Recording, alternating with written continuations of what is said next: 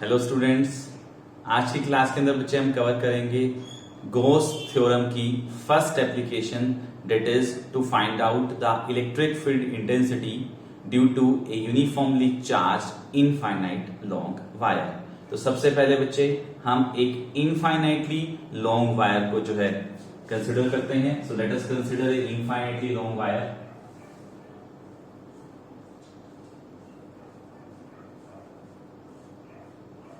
So this is a wire which is infinitely long. This wire will be containing either positive charge or negative charge. So depending upon your interest, either you can mark here the positive charge or negative charge. So I have considered positive charge here. So the linear charge density of this wire is lambda. As we all know, the linear charge density means the charge present per unit length. तो बच्चे 1 metre के ऊपर कितना charge है? Lambda charge, that is it's linear charge density. इस wire से बच्चे perpendicular distance are के ऊपर, इस वायर से आर परपेंडिकुलर डिस्टेंस के ऊपर एक पॉइंट लाई कर रहा है पी, जहां पर मुझे इलेक्ट्रिक फील्ड इंटेंसिटी को कैलकुलेट करना है। So my article is to find out the electric field intensity at this particular point P, which is at a perpendicular distance R from the wire using the Gauss law। तो बच्चे Gauss law हमें पता है कि Gauss law किसके ऊपर apply होता है? Gauss law 3 dimensional close surface के ऊपर अप्लाई होता है, जिसे हम Gaussian सरफेस बोलते हैं। तो अगर मुझे Gauss law को यूज करते हुए इलेक्ट्रिक फील्ड इंटेंसिटी को कैलकुलेट करना है, तो डेफिनेटली मुझे क्लोज सरफेस को कंसिडर करना होगा। So for our sake of convenience, I am considering a cylindrical closed surface, जिसको हम Gauss surface ट्रीट करेंगे और उसके ऊपर हम Gauss law को अप्लाई करेंगे। अब ये cylindrical Gauss surface आपको इस तरह से कंसिडर करना है such that जो ये P पॉइंट है आपके पास सिलेंडर के कर्व्ड सरफेस एरिया के ऊपर लाई करे, right. So I am just considering A 3 dimensional closed cylinder जिसे कवर्स क्लोज है, such that this P point is lying on the curved surface area and this charged wire will be work as the axis of that particular cylinder। तो बच्चे मैंने ये एक closed cylinder consider किया। I am considering a closed cylinder।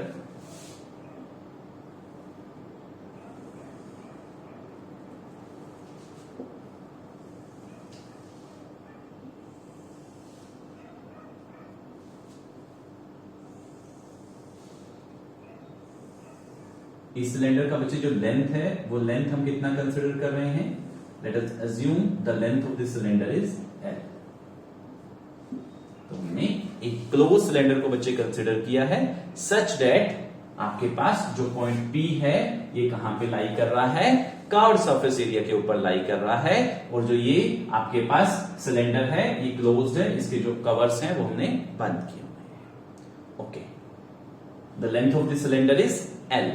तो अब एक चीज बताएं बच्चे मुझे, ये सिलेंडर का लेंथ L है, तो इस सिलेंडर के अंदर जो वायर आ रहा होगा उसका लेंथ कितना होगा? बच्चे अगर सिलेंडर का लेंथ L है तो डेफिनेटली ये सिलेंडर जिस वायर को एनक्लोज कर रहा है उस वायर भी इसका लेंथ कितना होगा? L होगा। इस सिलेंडर भाई जो टोटल हमारे पास वायर है वो तो इनफाइनाइटली लॉन्ग है, बट जो वायर इस सिलेंडर के अंदर आई हुई है, that is the wire enclosed by this cylinder, वो कितना है? वो हमारे पास L है। ओके, अब हम Gauss law का अप्लाई करते हैं बेटा।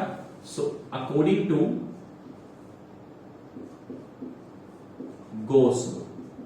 Gauss law बोले या Gauss थ्योरम बोले बच्चे, एक ही चीज है। तो Gauss law को अप्लाई करते हैं। According to Gauss law, flux linked with a close surface is equal to 1/epsilon0 times the charge enclosed by that closed surface. इस सिलेंडर को हम किसकी तरह ट्रीट करेंगे? एक Gaussian सरफेस की तरह ट्रीट करेंगे।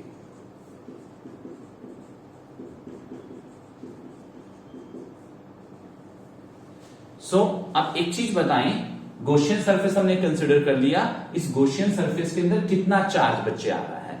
इस Gaussian सरफेस के अंदर वायर कितनी एनक्लोज है? L लेंथ का हम ऑलरेडी डिस्कस कर चुके हैं। अब मुझे एक बात बताएं, लीनियर चार्ज डेंसिटी का डेफिनेशन है charge present on the unit length. तो यूनिट लेंथ के ऊपर कितना चार्ज प्रेजेंट है? लैम्डा चार्ज प्रेजेंट है। तो 2 लेंथ के ऊपर बच्चे कितना चार्ज प्रेजेंट होगा? 2 लैम्डा। 3 लेंथ के ऊपर 3 लैम्डा। 4 लेंथ के ऊपर 4 लैम्डा। तो एल लेंथ के ऊपर कितना चार्ज होगा बच्चे, एल लैम्डा चार्ज होगा। तो इस सिलेंडर के अंदर कितना चार्ज हुआ, एल लैम्डा चार्ज हुआ। तो ये क्यू एनक्लोज का वैल्यू बच्चे कितना हो जाएगा, एल लैम्डा हमारे पास हो जाएगा। तो हम इसे पुट कर देते हैं। तो find it is the flux associated with the complete cylinder is equal to L lambda upon epsilon. अब इस सिलेंडर को बच्चे मैं 3 फर्दर सब पार्ट्स के अंदर डिवाइड कर देता हूं। इस कंप्लीट सिलेंडर को मैं 3 पार्ट में ब्रेक कर रहा हूं, डिवाइड कर रहा हूं। सबसे पहला पार्ट जो मेरा रहा वो है top flat surface. Second part बच्चे मेरे पास रहा curved surface, complete curved surface, and third is bottom flat surface. So this is my first surface, it is flat surface, top flat surface, second is my complete curved surface, and third is my bottom flat surface. मैंने इसे further 3 parts के अंदर क्या कर दिया, divide कर दिया। Okay, तो अब अगर मैं कहूं कि φ1 is the flux link with the first surface, φ2 is the flux link with the second surface, and φ3 is the flux link with the third surface. तो φ1 प्लस φ2 प्लस φ3 बेटा ये तो टोटल सिलेंडर के थ्रू फ्लक्स हो जाएगा।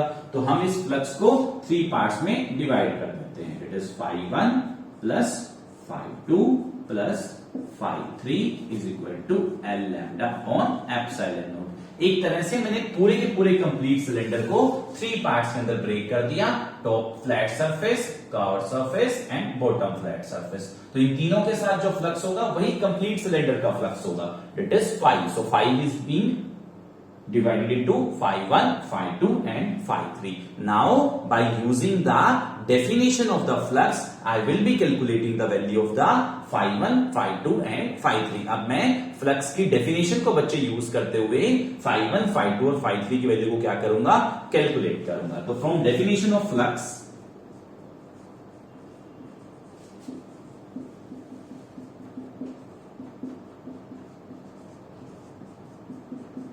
Definition of flux लगाते हैं बच्चे। डेफिनेशन ऑफ फ्लक्स क्या कहती है, flux is integral of electric field vector and area vector. तो ये हमारे पास डेफिनेशन था फ्लक्स का।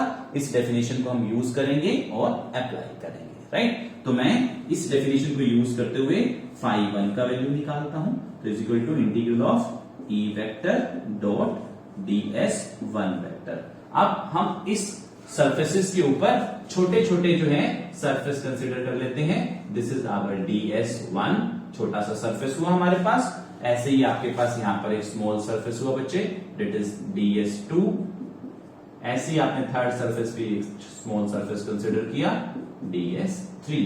एरिया वेक्टर कहां होगा बच्चे, एरिया वेक्टर आपको पता है हमेशा आउटवर्ड की तरफ मूव करता है। तो फर्स्ट का एरिया वेक्टर कहां आएगा, ऊपर की तरफ, क्योंकि टॉप सरफेस का आउटवर्ड अपसाइड जाएगा। So this is your ds1 vector. In the very similar manner आपके पास जो ds2 का आपके पास जो एरिया वेक्टर होगा, that will be moving out from the area. So this is your ds2 vector. ds3 vector कहां आएगा बच्चे, बॉटम सरफेस पे है तो बॉटम से आउट की तरफ निकलेगा। So this is your ds3 vector. तो इलेक्ट्रिक फील्ड लाइंस की अगर हम डायरेक्शन की बात करें तो इलेक्ट्रिक फील्ड लाइंस कहां होगी बच्चे, पॉजिटिव से हमेशा इलेक्ट्रिक फील्ड लाइन कहां निकलती हैं, आउटवर्ड डायरेक्शन के अंदर निकलती हैं। तो यहां पर अगर आप देखें तो इलेक्ट्रिक फील्ड लाइन की डायरेक्शन आपके पास बनेगी दिस वन। इधर अगर आप देखें तो पॉजिटिव से radially outward, that is this is the direction of the electric field intensity, और पॉजिटिव से outward, this is your direction of electric field intensity. तो ये आपने इलेक्ट्रिक फील्ड इंटेंसिटी की डायरेक्शन को क्या किया बच्चे, मार्क किया। अगर ध्यान से ऑब्जर्व करेंगे तो इलेक्ट्रिक फील्ड और एरिया वेक्टर में यहां पर एंगल बच्चे 90 डिग्री बन रहा है, दे बोथ आर पैरेलल। सो यहां पर एंगल 0 डिग्री बन रहा है, यहां पर भी एंगल क्या बन रहा है, 90 डिग्री बन रहा है। तो अब हम लगाते हैं फ्लक्स का definition, that is the integral of electric field vector and the area vector. First surface के ऊपर लगाया बेटा इलेक्ट्रिक फील्ड वेक्टर और ds वेक्टर का इंटीग्रल, डॉट प्रोडक्ट को ओपन करेंगे, integral e ds1 and cos, angle observe करते हैं बच्चे, एंगल कितना है 90। तो यहां पर कितना आया आपके पास, यहां पर आया आपके पास 90, राइट। तो अगर आप देखें तो कोस 90 कितना होता है बच्चे, कोस 90 आपके पास 0 होता है। तो यहां से आपके पास फ्लक्स 1 क्या निकल के आया बच्चे, फ्लक्स 1 आपके पास 0 निकल के आया, क्योंकि cos 90 का वैल्यू कितना होगा, cos 90 का वैल्यू 0 होगा। इन द वेरी सिमिलर मैनर बच्चे आप phi 2 और phi 3 का वैल्यू को क्या करेंगे, कैलकुलेट करेंगे। तो सबसे पहले phi 2 का वैल्यू हम कैलकुलेट करते हैं, that is integral of electric field vector and area vector. Dot product को बच्चे ओपन करेंगे तो E ds2 cos 0 डिग्री, क्योंकि इलेक्ट्रिक फील्ड वेक्टर और एरिया वेक्टर में कितना एंगल है, 0 डिग्री। cos 0 कितना होता है, 1 होता है। तो बच्चे यहां पर आ जाएगा integral of E ds2, that is your phi 2।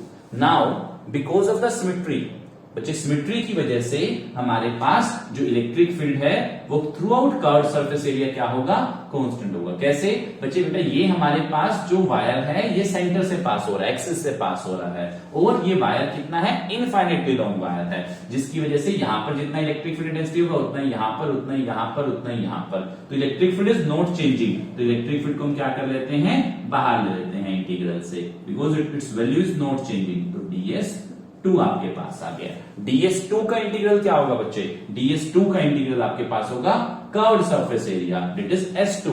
Curved surface area का फॉर्मूला आपके पास क्या होता है, कर्व्ड सरफेस एरिया का आपके पास फॉर्मूला होता है 2 pi r इंटू में h। यहां पर h कितना है, यहां पर h आपके पास है L, तो आपके पास इंटीग्रल ऑफ ds2 क्या हो जाएगा, 2 pi r L, that is the curved surface area. तो फ्लक्स का वैल्यू आपके पास क्या आएगा, E इंटू में 2 pi r L। तो phi 2 का वैल्यू बच्चे कितना आया, phi 2 का वैल्यू आया E इंटू में 2 pi r L। तो एक phi 2 का बच्चे वैल्यू ये आया, phi 1 का ऑलरेडी आप कैलकुलेट कर चुके थे 0। In the very similar manner we will be calculating the value of the phi 3। तो हम यहाँ पर phi 3 का वैल्यू बच्चे कैलकुलेट कर लेते हैं। तो phi 3 का वैल्यू कैलकुलेट करेंगे from the definition, phi 3 is equal to integral of E vector dot ds3 vector.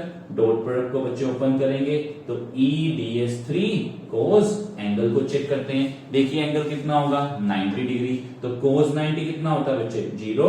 तो phi 3 आपके पास फ्लक्स 3 कितना निकल के आया, दैट इज 0। तो आपके पास जो फ्लक्स 3 निकल के आया वो कितना निकल के आया, phi 3 इज 0। तो फ्लक्स 3 भी आपके पास 0 निकल कर आ गया, cos 90 आपके पास 0 था। ओके, तो फ्लक्स 3 भी आपके पास 0 निकल कर आया। तो अब हम phi 1, phi 2 और phi 3 का वैल्यू हम क्या कर लेते हैं, 0 पुट कर देते हैं। बच्चे cos 90 का वैल्यू 0 था, cos 90 कितना होगा, cos 90 0 होता है। तो अगर आप फ्लक्स phi 3 का वैल्यू कैलकुलेट करेंगे तो phi 3 कितना आ जाएगा, एट लास्ट आपके पास 0 निकल के आ जाएगा phi 3 का वैल्यू, राइट। तो अब हम phi 1, phi 2 और phi 3 का वैल्यू वापस से इसमें पुट कर देते हैं। तो it's 0, phi 3 is 0 and phi 2 is, it is E into में 2 pi r L, E into में 2 pi r L। मैं स्पेस को बच्चे नीचे रब कर देता हूं, नीचे वाले कंटेंट को।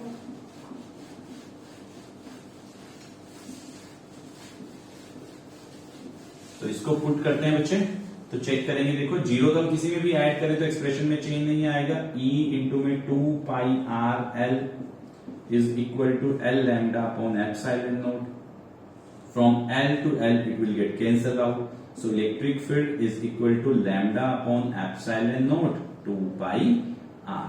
तो ये आपके पास क्या हुआ, ये आपके पास इलेक्ट्रिक फील्ड का एक्सप्रेशन हुआ। ये इलेक्ट्रिक फील्ड बच्चे कहां से निकल के आया, कर्व सरफेस एरिया के थ्रू। और मुझे पता है कर्व सरफेस एरिया के थ्रू तो इलेक्ट्रिक फील्ड यूनिफॉर्म है। सो P पॉइंट भी आपके पास कर्व सरफेस एरिया पे लाई कर रहा है, तो आपके पास इलेक्ट्रिक फील्ड का फॉर्मूला हो जाएगा लैम्डा अपॉन में एप्सिलॉन नॉट इनटू में 2 पाई r। अगर हम वेक्टर की बात करें बच्चे तो वेक्टर फॉर्म में क्या हो जाएगा, E vector is equal to lambda upon में एप्सिलॉन नॉट 2 पाई r। और क्योंकि आपने वायर के ऊपर कौन सा चार्ज कंसिडर किया है, पॉजिटिव चार्ज कंसिडर किया है, पॉजिटिव से क्या होगा, रेडियली आउटवर्ड। तो आपके पास यहां पर आ जाएगा रेडियली आउटवर्ड। अगर आपने नेगेटिव चार्ज बच्चे कंसिडर किया होगा तो आपके पास डायरेक्शन आ जाएगा रेडियली इनवर्ट। अगर बच्चे हम E और R में यहां पर रिलेशन चेक करें और ग्राफ बनाने की कोशिश करें तो आपके पास ग्राफ कैसे बनेगा? अगर हम इलेक्ट्रिक फील्ड और डिस्टेंस फ्रॉम द वायर में अगर ग्राफ प्लॉट करते हैं तो from the final expression it is very well clear that electric field और R में बच्चे कौन सा ग्राफ बन रहा है? इलेक्ट्रिक फील्ड और R में आपके पास इनवर्स ग्राफ बन रहा है। तो इनवर्स ग्राफ कैसे ड्रॉ करते हैं? इस तरह से। इस ग्राफ का नाम क्या होगा? Hyperbola graph.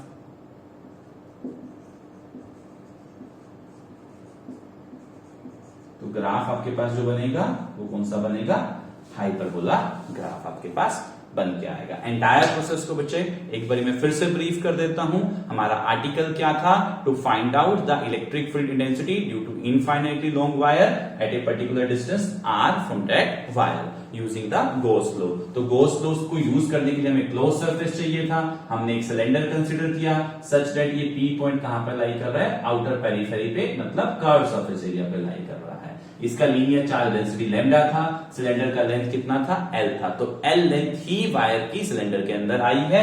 ओके, तो चार्ज एनक्लोज कितना हो गया? L लैम्डा हो गया। गॉस लॉ को अप्लाई किया, चार्ज एनक्लोज L लैम्डा हो गया, तो फाई का वैल्यू आया L lambda upon epsilon not. पूरे के पूरे सिलेंडर को बच्चे हमने तीन पार्ट्स में सेग्रीगेट कर दिया, upper flat surface, curve surface area and bottom flat surface. Flat surfaces के थ्रू 90 डिग्री होने की वजह से φ1 और φ3 का वैल्यू 0 हो गया और φ2 का वैल्यू आपने जो है इलेक्ट्रिक फ्लक्स की डेफिनेशन से आपने कैलकुलेट किया, इट इज E इंटू में 2πrl। उसके बाद वैल्यूज को प्लॉट किया, आपने पुट किया φ1 और φ2 और φ3 को और आपने इलेक्ट्रिक फील्ड इंटेंसिटी का वैल्यू निकाला और ग्राफ जब आपने ऑब्जर्व किया तो हाइपरबोलिक ग्राफ आपके पास निकल कर आया। तो I hope this article is clear to you. For more videos, just like and subscribe this channel. Thank you.